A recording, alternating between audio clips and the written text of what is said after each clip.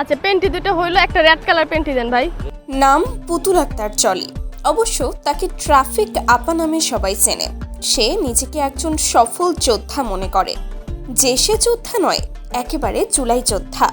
পড়াশোনা করে ইডেন কলেজে, কিন্তু পড়াশোনার পাশাপাশি তার আরও একটি গুণ আছে সোশ্যাল মিডিয়ায়। চলুন তার গুণগুলো সম্পর্কে কিছু জেনে আসি। বিভিন্ন সময় কোনো না কোনো কিছু নিয়ে ভাইরাল হতেই থাকে সে, কিন্তু এবার যা কাণ্ড ঘটালো, প্রকাশ্যে হাজার হাজার মানুষের সামনে করছে লীল অঙ্গভঙ্গি। ছোট ছোট কাপড় হাতে নিয়ে দোকানদারদের সাথে করছে হাসি ঠাট্টা।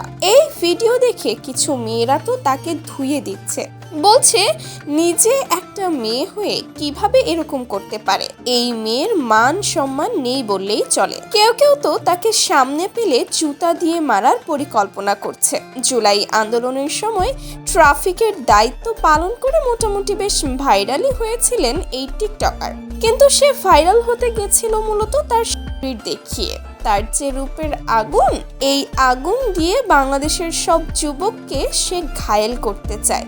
ও, আমরা তো ভুলেই গিয়েছিলাম, তার নোংরামি দেখে তাকে ভালোবেসে সবাই বাংলাদেশের মিয়া খলিফা বলে ডাকে। কেউ কেউ তাকে মিয়া খলিফার ছোট বোনও বলে।